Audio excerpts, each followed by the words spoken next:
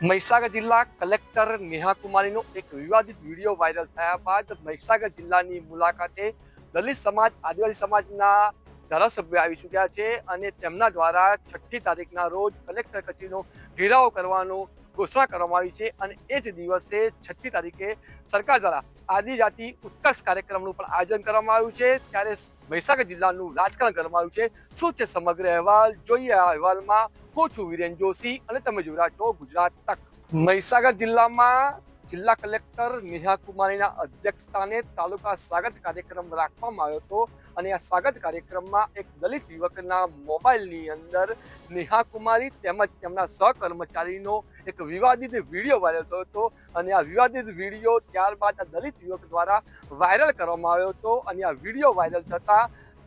કેટલાક વિડીયોની અંદર જે દલિત સમાજ આદિવાસી સમાજને લઈને કેટલાક વિવાદિત નિવેદનો કરવામાં આવ્યા હતા, જેને લઈને કોંગ્રેસના ધારાસભ્ય દલિત ધારાસભ્ય જિગ્નેશ મેવાણી તેમજ આદિવાસી સમાજના ધારાસભ્ય અનંત પટેલ તેમજ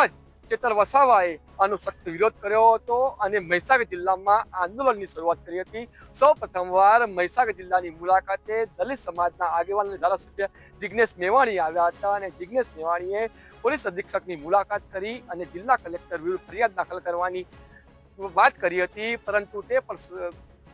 પણ સફળ ન જતા ત્યારબાદ મહીસાગર જિલ્લાની મુલાકાતે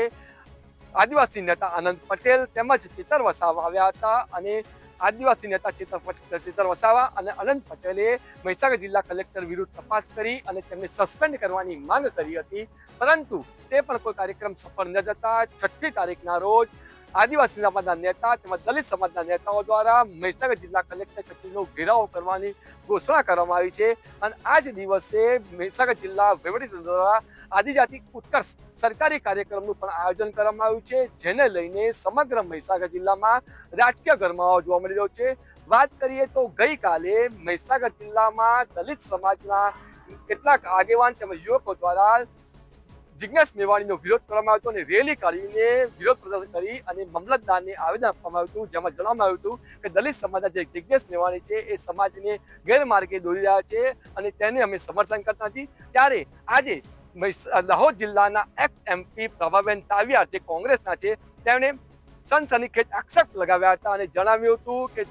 જે આગેવાનો દલિત સમાજના આવ્યા હતા તે ભાજપ પ્રેરિત હતા અને ભાજપના આગેવાનો હતા, જેમણે જિગ્નેશ મેવાણીનો વિરોધ કર્યો છે અને એમણે એ પણ જણાવ્યું હતું કે સરકાર દ્વારા જ્યારે અમારા દ્વારા 6મી તારીખના રોજ કલેક્ટર કચેરી ઘેરવાનો ઘોષણા કરવામાં આવી છે અને એ જ દિવસે સરકાર વહીવટીતંત્ર દ્વારા પણ આદિવાસી ઉત્કર્ષ કાર્યક્રમનું આયોજન કરવામાં આવ્યું છે, એટલે કે સરકારના પૈસે કંઈક ને કંઈક કલેક્ટરના બચાવવાના કોશિશ કરવામાં આવી છે, તેવા સનસનીખેજ પ્રભાબેન તાવિયા દ્વારા લગાવવામાં આવ્યા હતા। ત્યારે 6મી તારીખના રોજ આદિવાસી સમાજના નેતાઓ કોંગ્રેસના નેતાઓ દ્વારા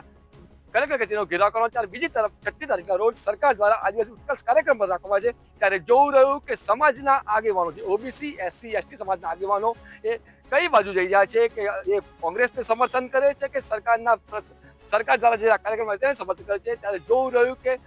6મી તારીખના રોજ એક પણ આ આંદોલન સફળ થાય છે કે સરકાર પોતે સફળ રહે છે। વિરેન જોશી, ગુજરાત તક, મહીસાગર।